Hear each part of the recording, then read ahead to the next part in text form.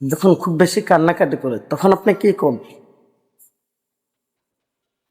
বাচ্চাকে physically collection করেন, অর্থাৎ একটু বুকের সাথে জড়িয়ে ধরেন, একটু কোলে নিন।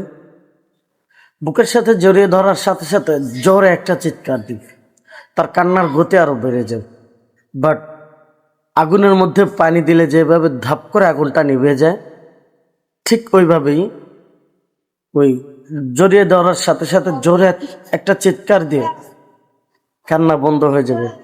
5 সেকেন্ড সময়, 5 সেকেন্ডের মধ্যে তার কান্না বন্ধ হয়ে যাবে ইনশাআল্লাহ। বিষয়টা পরীক্ষা করে দেখবেন। এতে এই বাচ্চা নিজের আবেগ অনুভূতি শিখবে এবং সে এটা ধারণা করবে আমার আবেগ বোঝার কেউ আছে, নিজেকে আত্মবিশ্বাস হিসেবে তৈরি করবে।